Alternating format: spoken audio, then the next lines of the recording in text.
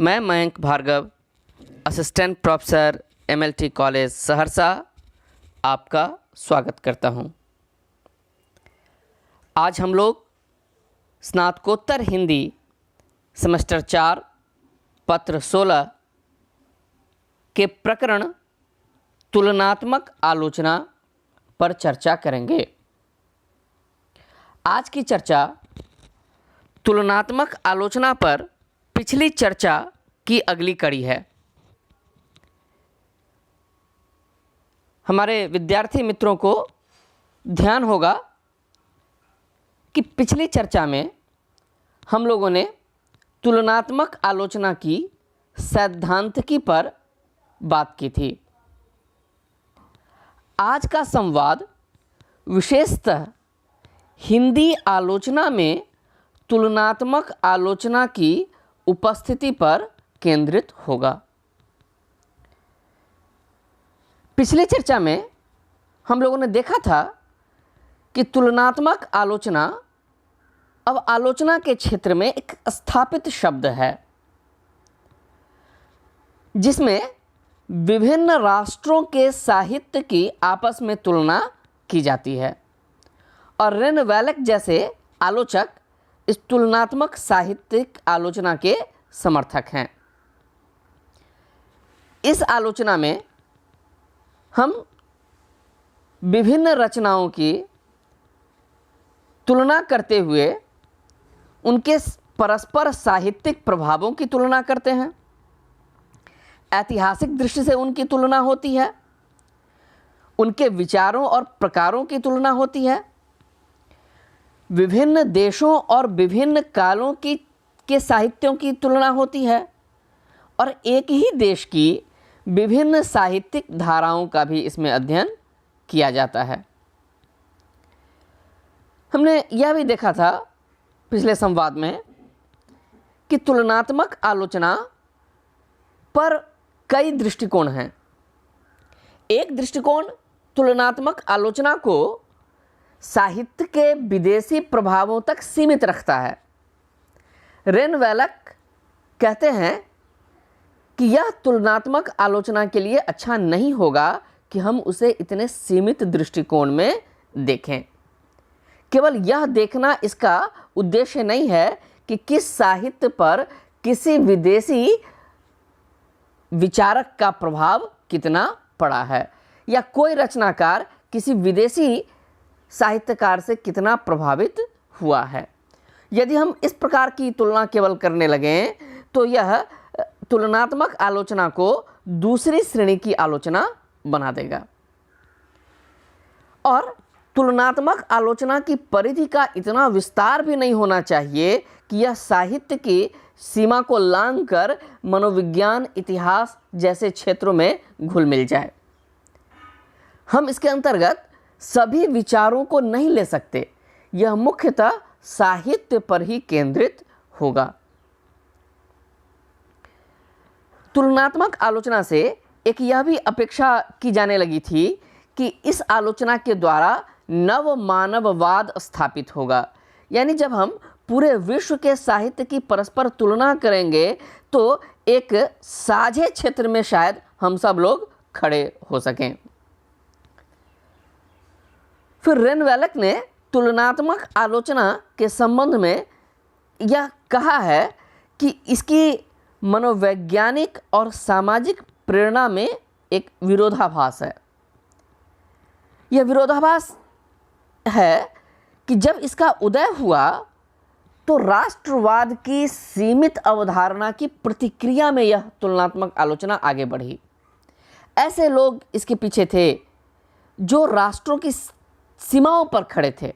किसी एक देश में उनकी पढ़ाई हुई, किसी दूसरे देश में उनकी कर्म भूमि हुई और ये सब ऐसी तुलनात्मक आलोचना कर रहे थे जिसमें संकुचित राष्ट्रवाद की अवधारणा को तोड़ सकें।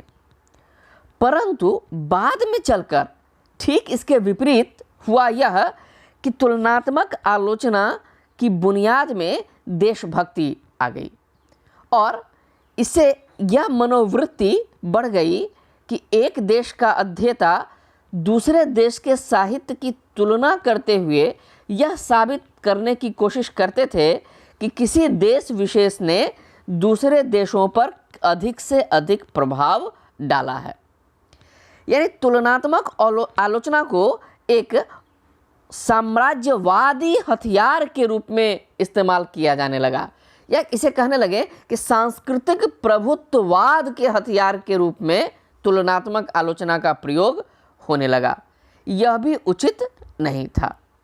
और जैसा कि रेबेलियस ने कहा है कि आदर्श संसार लेनदारों और देनदारों के बिना होता है। यहाँ न हम यह देखते हैं कि किसने कितना लिया, किसने कितना दिया।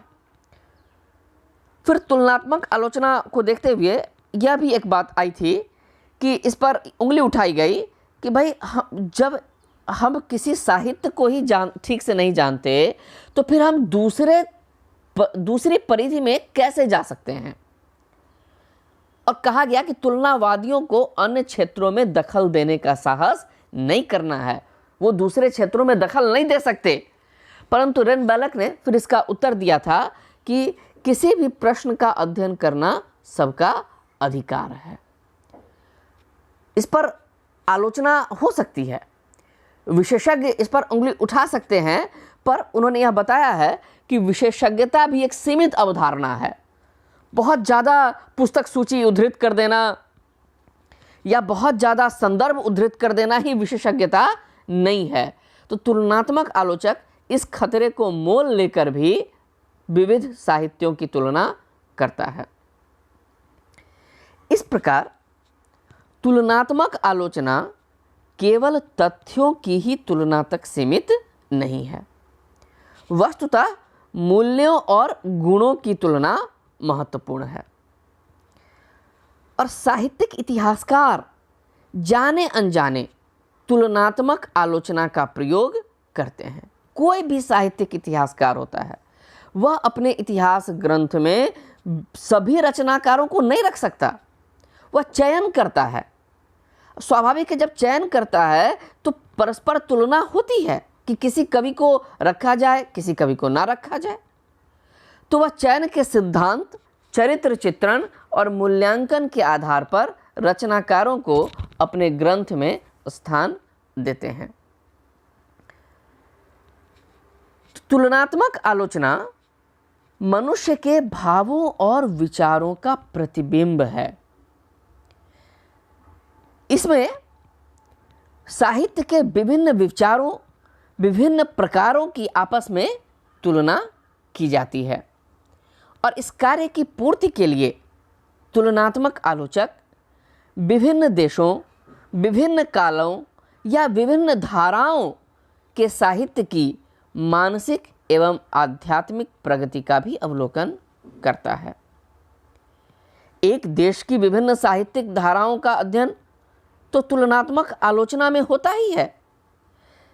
साथ ही विविध साहित्य, विभिन्न देशों के साहित्यों की भी तुलना इसमें की जाती है और सब में एक संबंध ढूंढने की कोशिश होती है। तो स्वाभाविक है कि एक तुलनात्मक आलोचक को बहुज्ञ होना पड़ता है, उसे बहुत जानकारी होनी चाहिए, तभी तुलनात्मक आलोचना हो सकती है। और स्वाभाविक है कि इसमें समान वस्तुओं की तुलना अपेक्षित होती है कि किस साझी भूमि पर वह साहित्य अवस्थित है।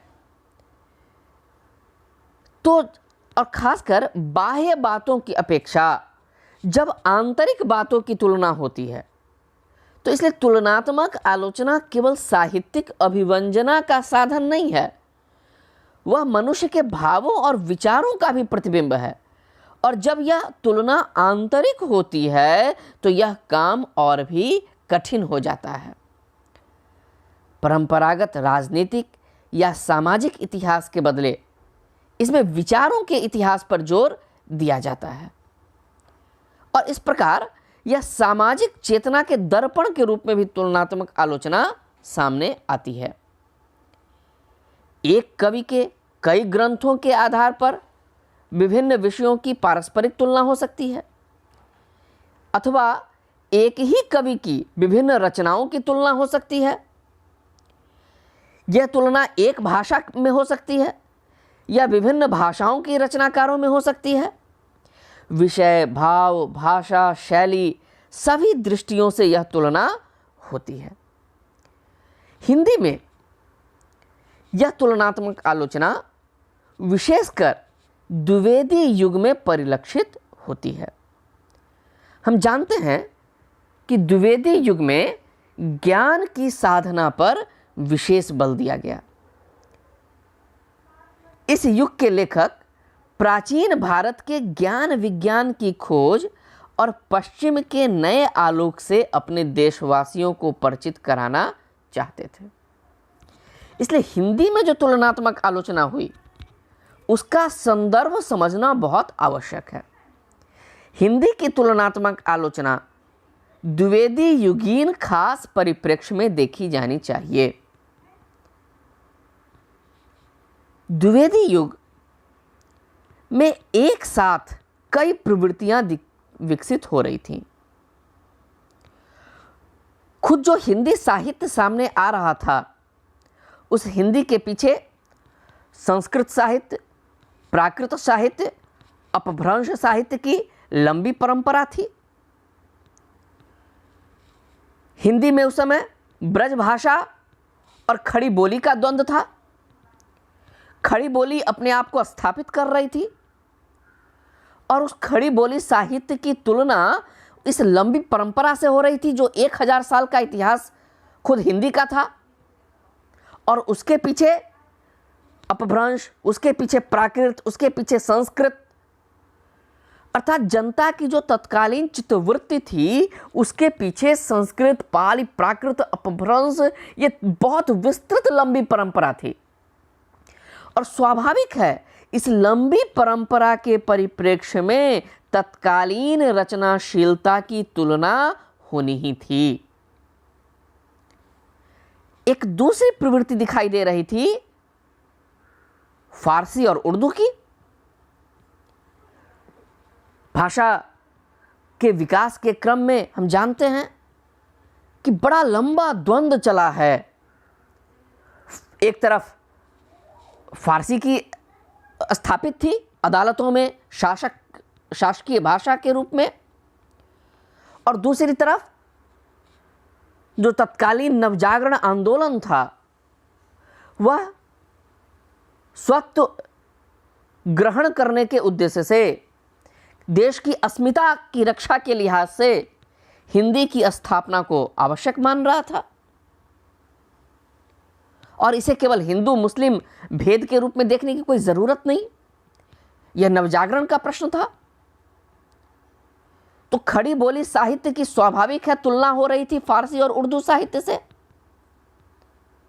खुद महावीर प्रसाद द्विवेदी ने लिखा है कि तत्कालीन फारसी और उर्दू साहित्य की तुलना में हमें सीखना है।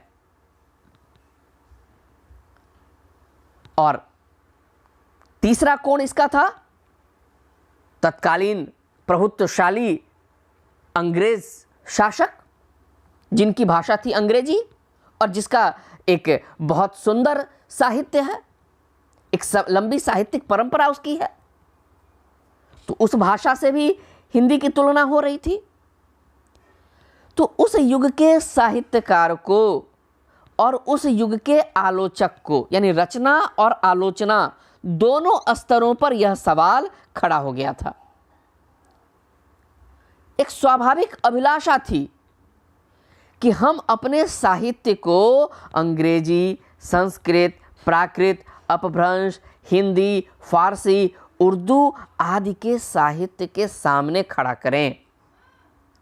हिंदी साहित्य को इन सब के समकक्ष प्रतिष्ठित करने का सवाल था और इस आसन पर विराजने के लिए इन साहित्यों की परस्पर तुलना आवश्यक थी। हिंदी तुलनात्मक आलोचना को इस विशेष परिप्रेक्ष्य में देखना आवश्यक है। इसीलिए जो पहली तुलनात्मक आलोचना हिंदी में दिखाई देती है वह 1907 की सरस्वती पत्रिका में पद्म सिंह शर्मा ने बिहारी और फारसी कवि सादी की तुलनात्मक आलोचना की। यह तथ्य अपने आप में बहुत कुछ बताता है।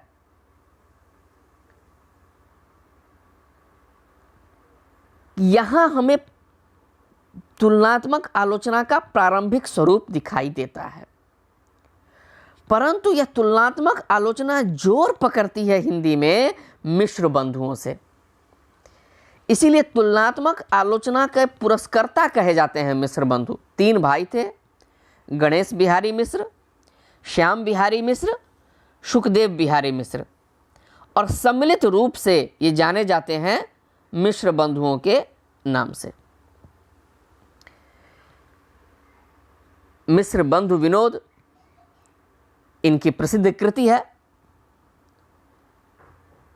खुद ये इसका उस पुस्तक का नाम पहले तो रखना चाहते थे हिंदी साहित्य का इतिहास, परंतु बाद में इन्हें लगा कि इतिहास लिखने की पात्रता इनमें नहीं है, क्योंकि उसमें भाषा विषयक तुलना ज़्यादा होगी और कवि गौण होंगे। और खुद बड़ी विनम्रता से इन्होंने कहा कि हमने इसका नाम हिंदी साहित्य का इतिहास रखना चाहा था, परंतु फिर वह नाम नहीं रखा, क्योंकि हम समझ रहे थे कि हम में इसकी पात्रता नहीं है। और बाद में चलकर रामचंद्र शुक्ल ने अपनी प्रसिद्ध शैली में इसे बड़ा भारी कविवृत्त संग्रह नाम दिया।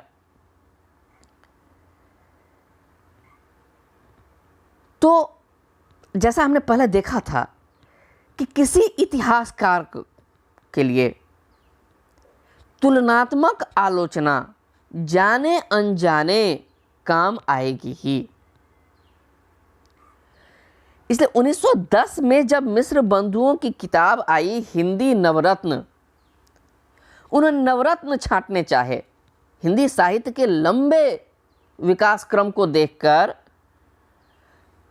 बहुत बड़ा कार्य था यह नवरत्न, हिंदी के नवरत्न को का चयन और 9 कवियों की आलोचना का 9 कवियों का चयन किया। और वास्तव में हिंदी नवरत्न में फिर 9 तो रहे नहीं, 10 हो गए। त्रिपाठी बंधुओं नाम से एक रखा गया और तब जाके ये नवरत्न नाम सार्थक हुआ, अन्यथा कवि हैं उसमें 10। और उस पर उन्होंने फिर रचनाकारों की श्रेणियां निर्धारित की। सबसे ऊपर रखा नवरत्न की श्रेणी, फिर मतिराम की श्रेणी, दास कवि की श्रेणी, पद्माकर की श्रेणी, तोष की श्रेणी, साधारण श्रेणी और फिर हीन श्रेणी। स्वाभाविक है कि जब यह तुलना उन्होंने की तो इसके पीछे बहुत वैज्ञानिक आधार नहीं था। रुचि के आधार पर यह तुलना ज़्यादा होती थी। खुद उन्होंने लिखा है कि हम पहले मतिराम को भूषण से बहुत अच्छा कवि समझते थे, पर पीछे से इस विचार में शंका होने लगी। और इस पूरे प्रकरण का बड़ा सुंदर चित्रण किया है विश्वनाथ त्रिपाठी ने अपनी किताब हिंदी आलोचना में। इस पूरे परिदृश्य को देखने के लिए वह किताब पढ़ने योग्य है, हिंदी आलोचना विश्वनाथ त्रिपाठी। तो लिखा है उन्होंने कि पहले हम मतिराम को भूषण से बहुत अच्छा कवि समझते थे, पर पीछे से इस विचार में शंका होने लगी और उस समय हमने भूषण और मतिराम के एक एक छंद का मुकाबला किया। तब जान पड़ा कि मतिराम के प्राय 10 या 12 कवित्व तो ऐसे रुचिर हैं कि उनका सामना भूषण का कोई कवित्व नहीं कर सकता और उनके सामने देव के सिवा और किसी भी के भी कवित्व ठहर नहीं सकते। पर मतिराम के शेष पद्य भूषण के अनेक पद्यों के सामने ठहर ही नहीं सके। इसी प्रकार भूषण को केशव दास से मिलाया तो भी भूषण की ही कविता में विशेष चमत्कार दिख पड़ा, और तब हमने बिहारी लाल से मिलाया पर उन कवि रत्न के सम्मुख इनके पद्य ठहर न सके। और यह तुलना केवल पद्य पढ़कर ही नहीं की गई, वरन प्रत्येक पद्य को नंबर देकर मनोहर पद्यों की संख्या और प्रति सैकड़े उनका औसत लगाकर सब बातों पर कई दिन तक ध्यानपूर्वक विचार करने के उपरांत की गई थी। यानी बहुत सारे कवियों की तुलना करते थे, एक कवि के पद का दूसरे से मुकाबला करते थे और फिर अपनी रुचि के अनुसार ऊपर नीचे रखते थे। और फिर लगा कि भाई नहीं, कबीर को भी रखना है नवरत्न में, तो भूषण और मतीराम को इन्होंने त्रिपाठी बंधु के नाम से रख दिया और हिंदी नवरत्न नाम सार्थक रहा। तो मिश्र बंधुओं ने नवरत्नों में देव को बहुत बड़ा कवि माना था। वास्तव में वह तो देव को सूरदास और तुलसीदास के मुकाबले का कवि समझते थे, परंतु सूरदास और तुलसीदास तो महात्मा थे। इसलिए खुद मिश्र बंधुओं ने लिखा कि देव के बारे में वो कहते हैं कि इनको किसी कवि से न्यून कहना इनके साथ अन्याय दिखाई देता है। सिवा गोस्वामी तुलसीदास और महात्मा सूरदास के, इन दोनों महात्माओं के और किसी तृतीय कवि की तुलना देव जी से कदापि नहीं की जा सकती। और इस पर विश्वनाथ त्रिपाठी चुटकी लिखते हुए लिखते हैं कि स्पष्ट है कि तुलसी और सूर की रक्षा उनके महात्मापन ने की, उनकी कविता ने नहीं। उनका जो समाज पे प्रभाव था, शायद इस कारण देव को तीसरे नंबर पर रखना स्वीकार्य हुआ मिश्र बंधुओं को। पर किसी चौथे कवि को देव के सामने वो नहीं रखते। वो स्पष्ट कहते हैं कि इतना अवश्य निश्चित है, यानी तुलसी, सूर और देव के बारे में कह रहे हैं, कि इन तीनों महानुभावों के बराबर कोई चौथा कवि किसी प्रकार नहीं पहुंचता, क्योंकि यदि इन तीनों में 90 और 100 का अंतर है तो शेष में इनमें 70 और 100 का अंतर निकलेगा। अब तुलसी सूर तो महात्मा थे, परंतु एक कवि और थे जिनके बारे में बहुत बड़ाई की जाती थी, बहुत लोग उनके प्रशंसक थे, और वह कवि थे बिहारी। तो तुलसी सूर तो महात्मा होने के कारण बच गए, पर बिहारी और देव को लेके झगड़ा शुरू हुआ। कृष्ण बिहारी मिश्र ने एक किताब लिखी, देव और बिहारी। स्वाभाविक है कि मिश्र बंधुओं ने भी देव को बढ़िया स्थान दिया था, और कृष्ण बिहारी मिश्र भी मिश्र बंधुओं के अनुसार देव को ही बिहारी से ऊपर मानते हैं। वह भी बिहारी की तुलना में देव को श्रेष्ठ कवि मानते हैं। दोनों के काव्योत्कर्ष की विवेचना उन्होंने की, देव और बिहारी की। मिश्र बंधुओं ने तो बहुत विस्तृत तुलना की थी, परंतु वह इतिहास ग्रंथ का हिस्सा था। अब बात शुरू हुई इन दो विशेष कवियों पर, देव और बिहारी, और स्पष्ट रूप से कृष्ण बिहारी मिश्र ने देव को बिहारी से बड़ा कवि बताया। उनका मानना है कि हमारी राय में देव जी श्रृंगारी कवियों में सर्वश्रेष्ठ हैं। अनेक स्थलों पर भाव समानता में बिहारी लाल देव तथा अन्य कवियों से दब गए हैं। उन्होंने बिहारी को स्पष्ट दबा हुआ माना देव की तुलना में, और देव का विरह वर्णन भी बिहारी के विरह वर्णन से किसी प्रकार न्यून नहीं है। इस प्रकार स्पष्ट तौर पर उन्होंने देव को बड़ा कवि माना। और कृष्ण बिहारी मिश्र ने जो एक किताब लिखी है रसराज, उस पुस्तक में केशव, बिहारी, देव, मतीराम, पद्माकर के साथ साथ तुलसी, सूर को भी श्रृंगार रस के कवियों में रखा है और कहा है कि देव और बिहारी इन श्रृंगारी कवियों के नेता हैं। अर्थात एक रास्ता मिल गया कि देव और बिहारी को पहले तो सूर और तुलसी से भी ऊपर रख दिया गया और फिर कहा गया कि देव सबसे बड़े कवि हैं। यानी प्रकारांतर से कृष्ण बिहारी मिश्र ने देव को सर्वश्रेष्ठ कवि बना दिया। और तुलनात्मक आलोचना करते हुए एक प्रवृत्ति जो उसमें विकसित हुई कि दो साहित्यों की तुलना की जाती थी और अक्सर कह दिया जाता था कि यदि कोई भाव समान पाया गया तो किसी रचनाकार को चोर बता दिया जाता था। कृष्ण बिहारी मिश्र ने तुलनात्मक आलोचना करते हुए इस प्रवृत्ति को स्वीकार नहीं किया। उन्होंने कहा कि यदि परवर्ती कवि ने पूर्ववर्ती के भाव को लिया भी हो तो उसने उसको फिर से गलाकर एक ऐसी मूर्ति बना दी है जो पहले से अधिक उज्जवल है, अधिक मनोहर है, अधिक सुंदर है। साहित्य संसार में ऐसे कवि की प्रशंसा होनी चाहिए, न कि उसे चोर कहकर बदनाम किया जाए। उन्होंने कहा कि हो सकता है कि भाव सामने मिले, पर देखना यह है कि उस भाव को अपने तरीके से लिया या नहीं लिया।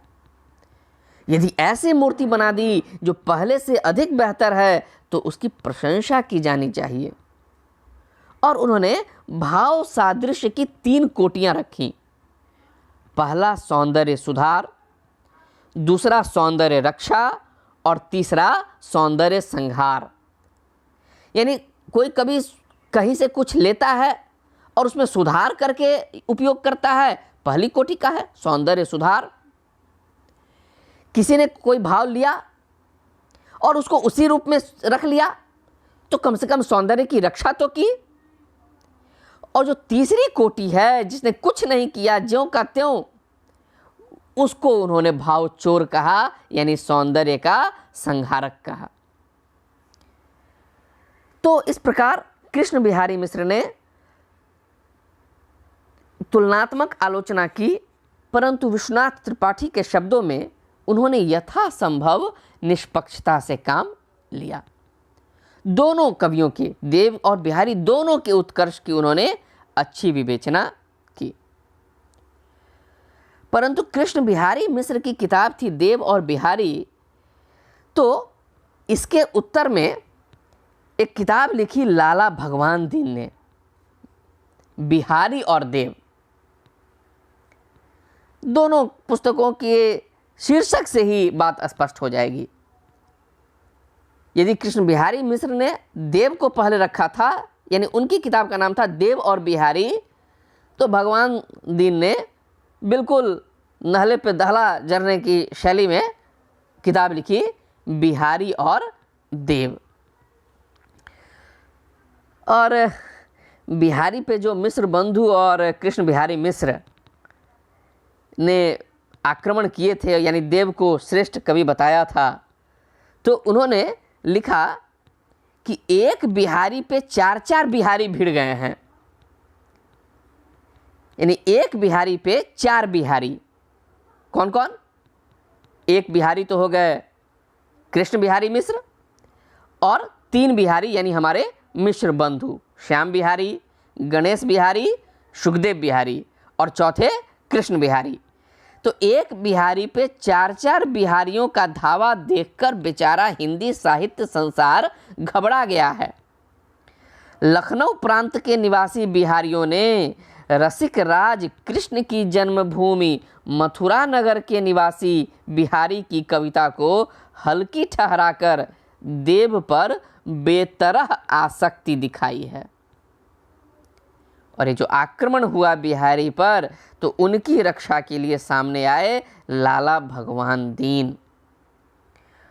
और जो जो दोष बिहारी पर लगाए गए थे, उन सभी दोषों के उदाहरण उन्होंने देव पर दिखाने शुरू किए।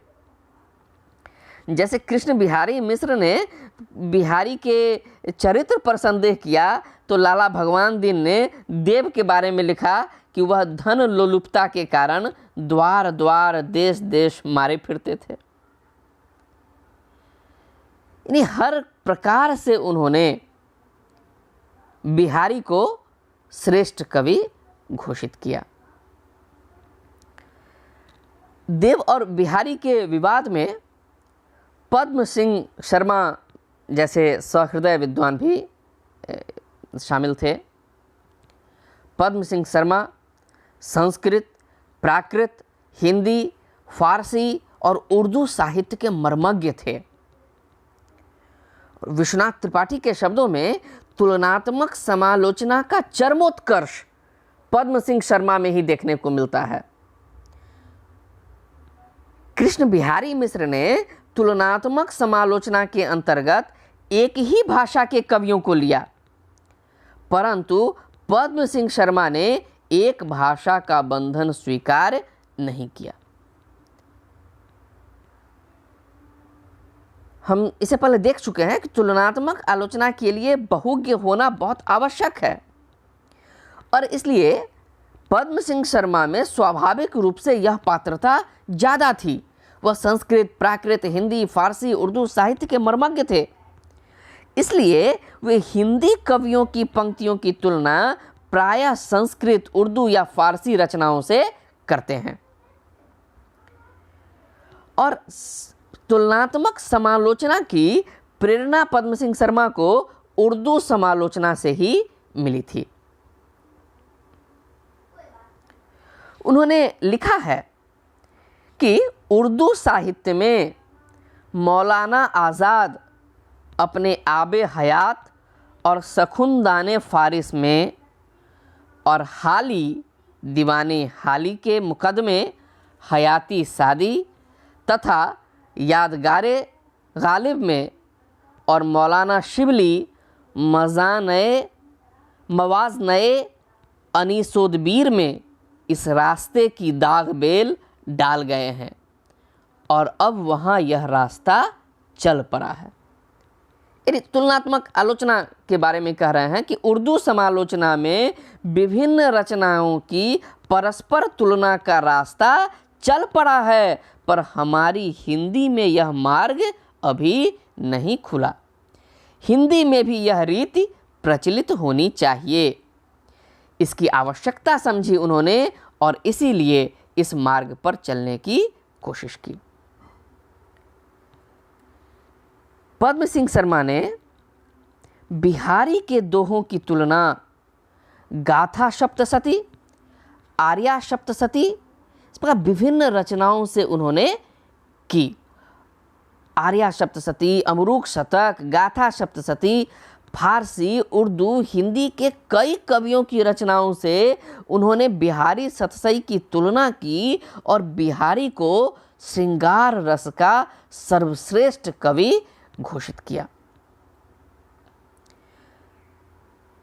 बिहारी के कई दोहों में जो भाव आए थे, उन्होंने कहा कि ये दोहे, और ठीक उस दोहे पर बात करते समय एकदम उसी भाव की पंक्तियां वो उद्धृत कर देते हैं। ये उनकी बहुत खास विशेषता है। और उन्होंने कहा कि ये भाव दूसरे साहित्य में पहले आ चुके हैं, लेकिन फिर साबित किया कि बिहारी सातवाहन या गोवर्धन से 19 नहीं 20 हैं, क्योंकि उस भाव को उन्होंने समृद्ध किया है। उनके ही शब्दों में कहें, पद्म सिंह शर्मा के शब्दों में कहें तो उन्होंने मजमू छीन लिया है, यानी उन्हीं बातों को लेकर उनमें नवीन भाव भर दिए हैं।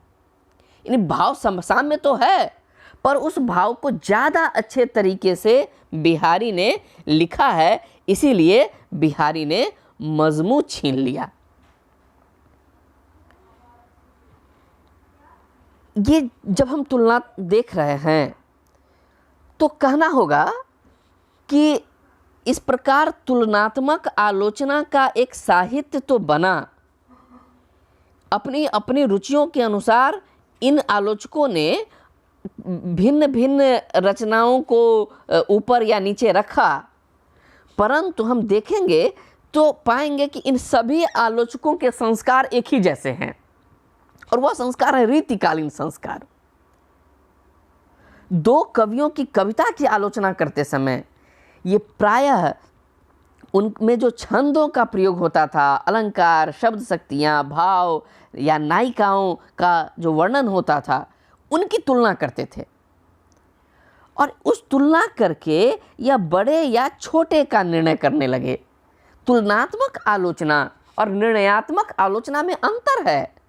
यहाँ तुलना करना श्लाघ्य है, पर निर्णय देना आवश्यक नहीं।